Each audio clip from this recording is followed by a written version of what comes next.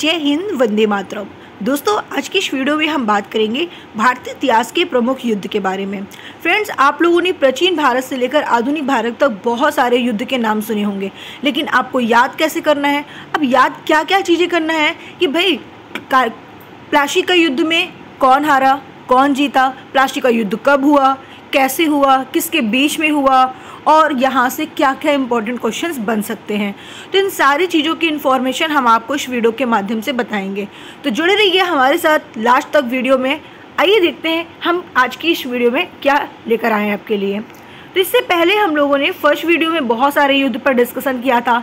दसराज का युद्ध के बारे में, हाइडेस्पीस युद्ध के बारे में, सेल्यूक्स के बारे में, कलिंग युद्ध के बारे में। उसके अलावा आप लोगों ने भारत पर मुस्लिम जो आक्रमण हुआ था, अरब आक्रमण, तुर्क आक्रमण, जिसमें आप लोग मोहम्मद बिन कासिम के बारे में पढ़े थे, महमूद गजनवी, मोहम्मद गौरी, और साथ ही साथ उसके अलावा भी सुबुद्दीन के बारे में, महमूद गजनवी के बारे में। मतलब आपको बहुत सारी चीज़ें बताई गई है। तराइन का युद्ध आपको कंप्लीट करा दिया गया, पानीपत का, चंदेरी का, घाघरा का, ये सारे युद्ध आपके कंप्लीट हो गए हैं। तो अब हम लोग यहाँ पर जो बात करने वाले हैं वो किस युद्ध के बारे में डिस्कशन करेंगे। तो आपको बताना है कि करनाल का युद्ध यहाँ तक मैम आपने कंप्लीट करा दिया था, एक एक पॉइंट कंप्लीट करा दिया था। अब हम लोग बात करेंगे कर्नाटक के युद्ध के बारे में। देखिए, कर्नाटक का जो युद्ध था वो कर्नाटक के 3 युद्ध हुए थे, ठीक है। पहला फर्स्ट कर्नाटक युद्ध, सेकंड कर्नाटक युद्ध और थर्ड कर्नाटक युद्ध। कब हुआ था? तो आपको याद रखना है कि फर्स्ट कर्नाटक युद्ध जो हुआ था, जो वार हुआ था, वो 1746 से लेकर 1748 तक चला था। सेकेंड कर्नाटक वार जो हुआ था वो 1749 से लेकर 1754 तक चला था। थर्ड युद्ध की अगर बात करें तो 1756 से लेकर 1783 तक आपका थर्ड कर्नाटक युद्ध चला था, ठीक है। तो इसके बारे में हम लोग आगे बात करेंगे। तो आज की इस वीडियो में हम लोग उससे पहले प्लासी का युद्ध के बारे में बात करेंगे, जिसमें क्लाइव का नवाब के विरुद्ध षड्यंत्र रचा गया था। देखिए, अगर हम बात करते हैं यहाँ पर, देखिए जो क्लाइव का नवाब के विरुद्ध जो षड्यंत्र था वो सिराजुद्दौला को 1756 में बंगाल की सत्ता प्राप्त हुई थी, और उसके सत्ता में आने के बाद बहुत सारे लोगों में जलन की एक भावना पैदा हो गई थी, जिसके कारण से प्रमुख अधिकारी इससे असंतुष्ट थे, और इसका लाभ उठाकर क्लाइव ने नवाब के विरुद्ध एक बहुत बड़ा षड्यंत्र रचा था। और वो अब यहाँ पर देखिए क्या क्या क्वेश्चंस आपसे पूछे जा सकते हैं। पहला तो आपसे ये पूछा जा सकता है कि सिराजुद्दौला कब सत्ता प्राप्त की थी? 1756 में। कहाँ पर? बंगाल की सत्ता इन्होंने प्राप्त की थी। दूसरा, इनके मुख्य सेनापति कौन थे? तो मिर्जाफर, ठीक है, मिर्जाफर। और इनके दीवान कौन थे? राय दुर्लभ, ठीक है, दुर्लभ। एंड सैनिक अधिकारी इनके थे, कौन थे भाई? तो यारल तीफ इनके सैनिक अधिकारी थे। और बंगाल का एक व्यापारी था जिसका नाम क्या था? जगत सेठ सम्मिलित, ठीक है, यानी कि जगत सेठ जो भी इसमें भी सम्मिलित थे, ठीक है। अब देखिए यहाँ पर प्लासी के युद्ध के बारे में अगर डिटेल्स में बात करते हैं तो प्लासी का युद्ध 23 जून 1757 ईस्वी में हुआ था। प्लासी भागीरथी नदी के तट पर स्थित है, और यह युद्ध क्लाइव के नेतृत्व वाली एक छोटी सी अंग्रेजी सेना और नवाब सिराजुद्दौला की 50,000 सेना के साथ हुआ था। याद रखिएगा किसके बीच में हुआ था ये युद्ध? क्लाइव के नेतृत्व वाली एक छोटी सी अंग्रेजी सेना और सिराजुद्दौला की 50,000 सेना के साथ ये युद्ध लड़ा गया था। और जब ये युद्ध लड़ा गया था तो मिर्जाफर अपनी सेना को लेकर अलग हो गए, और इस युद्ध में नवाब सिराजुद्दौला पराजित होकर मुर्शिदाबाद भाग गए थे। वहीं से नवाब को मुर्शिदाबाद में पकड़कर इनका वध कर दिया गया था, यानी कि इनका काम तमाम हो चुका था प्लासी के युद्ध में। इसके बाद हुआ क्या था? बंगाल का जो नवाब बना था क्लाइव को व्यक्तित्व रूप से बहुत सारा धन मिला था, और इस तरह प्लासी के युद्ध ने भारत में अंग्रेजी प्रभुसत्ता की नींव डाली, और कंपनी को 24 परगाना जिले की दीवानी भी साथ में प्राप्त हुई थी। तो प्लासी के युद्ध में आपने क्या देखा कि सिराजुद्दौला की 50,000 की सेना के साथ ये एक छोटी सी सेना अंग्रेजी सेना के साथ लड़ाई की, जिसमें कौन हार चुका था भैया? सिराजुद्दौला हार चुके थे, ठीक है, और इनका वध भी हो चुका था। तो जिनकी जीत किसकी हुई थी तो आपको पता चल चुका है, जिसमें 24 परगना जिले की दीवानी भी इनको प्राप्त हुई थी और बहुत सारा धन भी इनको क्लाइव को मिला था। ठीक है, अब हम बात करते हैं बक्सर के युद्ध के बारे में। बक्सर का युद्ध 23 अक्टूबर 1764 में हुआ था। देखिए 1757 में प्लासी का युद्ध हुआ था, 1764 में आपका बक्सर का युद्ध हुआ था। कब हुआ था? 23 अक्टूबर को हुआ था। अब इस कहानी में क्या है, बक्सर का जो युद्ध है वो मीर कासिम अंग्रेजों से पराजित होकर सुजाउद्दौला, ठीक है, सुजाउद्दौला के पास पहुंचा और इस समय वहां मुगल सम्राट शाह आलम द्वितीय भी उपस्थित थे। इन लोगों ने अंग्रेजों के विरुद्ध एक संयुक्त मोर्च का निर्माण किया और तीनों अपनी सेना लेकर बक्सर पहुंचे और वहां पर अंग्रेजों के साथ क्या कर दिया भाई, युद्ध छेड़ दिया। तो इसमें जो युद्ध हुआ वो सुजाउद्दौला और अंग्रेजों के बीच में हुआ। ठीक है, और अंग्रेजों सेना का नेतृत्व हेक्टर मुनरो ने किया था। इस युद्ध में मोर्चों की शक्तियां पराजित हो गई थी और मीर कासिम युद्ध भूमि से भाग गए थे, जबकि सुजाउद्दौला और शाह आलम द्वितीय ने आत्मसमर्पण कर लिया था।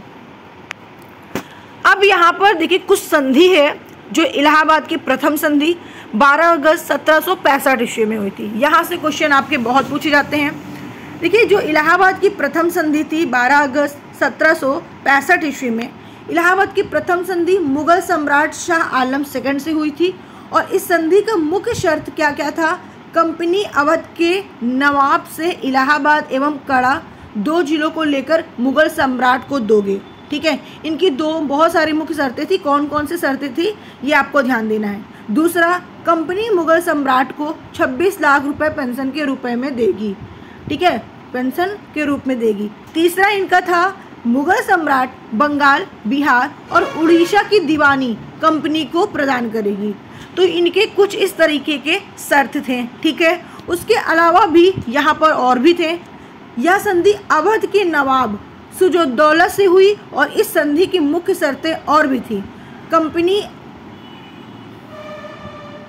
ठीक है, कंपनी अवध के नवाब से इलाहाबाद एवं कड़ा जिला प्राप्त करके मुगल सम्राट को देंगे, ये मैंने बता दिया। ठीक है, अवध के नवाब पर हर्जाने के रूप में 50,000 रुपये एवं चुनार का किला कंपनी प्राप्त करेगी। उसके अलावा कंपनी को अवध में कर मुक्त व्यापार करने का अधिकार होगा और अवध की सुरक्षा के लिए अवध में एक अंग्रेजी सेना रखी जाएगी जिसका खर्च अवध का नवाब देगा। तो इस तरह से इनकी इलाहाबाद की पहली शर्त थी, यानी कि पहली संधि की जो शर्त थी 12 अगस्त 1765 में इन्होंने किया और दूसरा इन्होंने 16 अगस्त 1765 ईस्वी में इलाहाबाद की दूसरी संधि में कुछ ये शर्तें रखी थी। अब यहाँ पर कुछ और भी पॉइंट हैं, जैसे कि यहाँ पर एक चीज़ ध्यान देना है, 1765 से लेकर 1772 ईस्वी तक बंगाल में द्वैत शासन चलता रहा। ठीक है, और 1772 में वॉरेन हेस्टिंग्स बंगाल का गवर्नर बनकर आया। इसमें द्वैत शासन को समाप्त कर बंगाल में कंपनी का शासन स्थापित कर दिया था। याद रखेंगे, काफ़ी इम्पोर्टेंट चीज़ें हैं ये, बहुत ही ज़्यादा आपके एग्ज़ाम में क्वेश्चन पूछा जाता है। अब हम बात करेंगे पानीपत के तृतीय युद्ध के बारे में। देखिए पानीपत का तृतीय युद्ध के बारे में जब हम डिस्कशन कर रहे हैं तो उससे पहले आप लोगों ने अभी तक हमारे चैनल को सब्सक्राइब नहीं किया तो भाई जल्दी से चैनल को सब्सक्राइब कर दीजिए, क्योंकि आपके लिए ये वीडियो बहुत इंपॉर्टेंट है। अगर आपको पीडीएफ चाहिए तो पीडीएफ भी आपको प्रोवाइड करा दिया जाएगा, बिल्कुल आप कमेंट के माध्यम से बात कर सकते हैं। देखिए पानीपत का तृतीय युद्ध की बात हम अगर करते हैं तो पानीपत का जो तृतीय युद्ध है वो अफगान शासक अहमद शाह अब्दाली एवं मराठों के बीच में लड़ा गया था। इस युद्ध का जो सबसे मुख्य कारण था वो दिल्ली एवं पंजाब की राजनीति में मराठों का हस्तक्षेप था। दूसरा, इस युद्ध में मराठों का भीषण पराजय हुआ और महाराष्ट्र का कोई परिवार ऐसा नहीं था जो अपने स्वजन की मृत्यु का शोक न मनाया हो। ठीक है, उसके अलावा इस युद्ध में मराठों के लिए राष्ट्रीय विपत्ति के समान की गई थी। इस युद्ध का नेतृत्व पेशवा बालाजी बाजीराव का चचेरा भाई सदाशिवराव भाऊ एवं पेशवा का पुत्र विश्वासराव कर रहे थे। ठीक है, इस युद्ध का जो मेन नेतृत्व थे कौन कौन थे भैया, आपको याद रखना है, बालाजी बाजीराव का चचेरा भाई सदाशिवराव भाऊ एवं पेशवा का पुत्र विश्वासराव। ठीक है। मराठों की ओर से तोपखाने का नेतृत्व इब्राहिम घाटी ने किया और इसके अलावा आंखों देखा वर्णन काशीराज पंडित ने भी किया था। और शौक में 6 महीने के बाद बालाजी बाजीराव की भी इस देख में ही मृत्यु हो गई थी। ठीक है। तो इतनी चीज़ें आपको पानीपत के तृतीय युद्ध में याद रखना है। ठीक है। बात समझ में आई। पानीपत का तृतीय युद्ध किसके बीच में हुआ था? तो अफगान के शासक अहमद शाह अब्दाली एवं मराठों के बीच में ये युद्ध लड़ा गया था। ठीक है। ये युद्ध का कारण क्या था? दिल्ली एवं पंजाब की राजनीति में मराठों का हस्तक्षेप। ठीक है। और इस युद्ध में मराठों की भीषण कौन पराजित हुआ था? भीषण पराजित हुए थे और ऐसा कोई परिवार नहीं था जो मृत्यु का शोक ना बना रहा हो। याद रखिएगा, काफ़ी इम्पोर्टेंट है।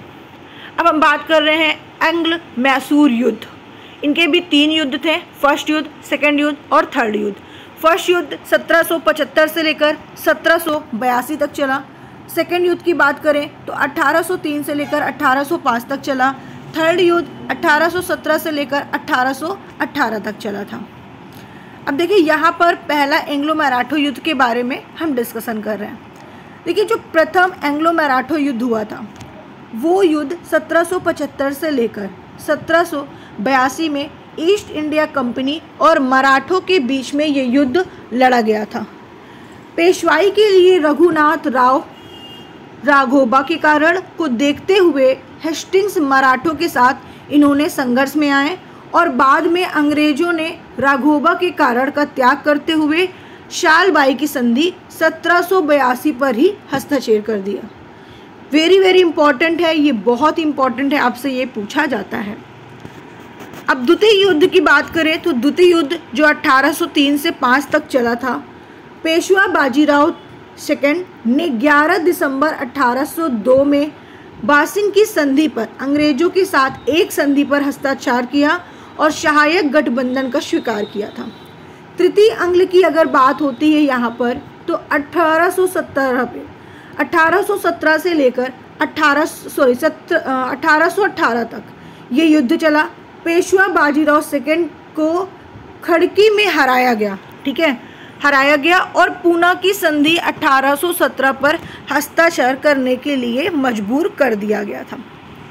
उसके बाद जून में 1818 में यानी कि 1818 में पेशवा बाजीराव द्वितीय ने आत्मसमर्पण कर दिया और तभी अंग्रेज कंपनी के द्वारा पेशवा के पद को खत्म यहीं से कर दिया। तो अगले का युद्ध में आपने देखा। अब देखिए यहाँ पर जो प्रथम अंग्ल सिख युद्ध हुआ था उसमें क्या क्या हुआ था, कौन कौन आए, जो मराठों का संघर्ष था। ये युद्ध 1845 से लेकर 1846 तक चला था और इस क्रम में अंग्रेजों ने पहले भारत के दूसरे ज़्यादातर क्षेत्रों पर इन्होंने कर लिया था भाई कब्जा, जिसके बाद सिख साम्राज्य और लाहौर साम्राज्य सिख सतलुज नदी के पश्चिम में लाहौर क्षेत्र पर ही शासन कर रहे थे और उस क्षेत्र पर अधिकार करना भी चाहते थे।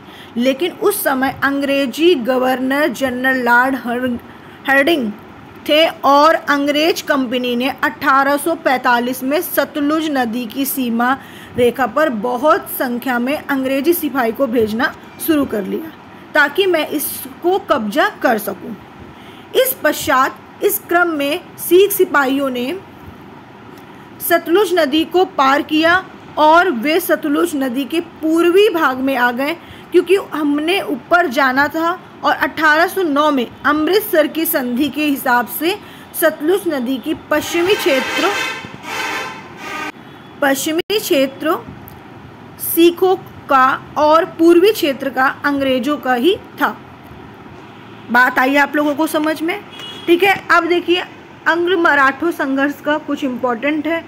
देखिए सबसे पहले मैंने बताया आपको इन चारों युद्धों में सिख सेनापति पराजित हुए थे। इस युद्ध के अंतर्गत 4 लड़ाइयाँ लड़ी गई थी। कौन कौन सी थी? मुदकी का युद्ध, फिरोजपुर का युद्ध, अलीवाल का युद्ध, सुबराव का युद्ध। कब हुआ था? मुदकी का जो युद्ध हुआ था वो कब हुआ था? 1845 में। फिरोजपुर का युद्ध 1845 में। अलीवाल का युद्ध 1846 में और सुबराव का युद्ध भी 1846 में हुआ था। तो प्रथम अंग्ल सिख का युद्ध, इन 4 युद्धों में सिख सेनापति पराजित हुए थे। तो वीडियो कैसी लगी हमें कमेंट करके ज़रूर बताइएगा। हम आपके लिए जितने भी टॉपिक लेकर आते हैं काफ़ी इम्पोर्टेंट है। एक भी युद्ध आपका एग्ज़ाम से नहीं छूटने वाला है, क्योंकि जितने युद्ध हम आपको बताए हैं उससे बाहर से कहीं आ ही नहीं सकता, क्योंकि मैंने एक भी युद्ध को छोड़ा ही नहीं है। सारे युद्ध पर डिस्कशन किया है, और भी जो बचे हैं आपको पार्ट 4 में मिल जाएगा। पार्ट 4 में पूरे युद्ध से संबंधित आपको कंप्लीट कराकर MCQs क्वेश्चन के साथ हम फिर से आएंगे।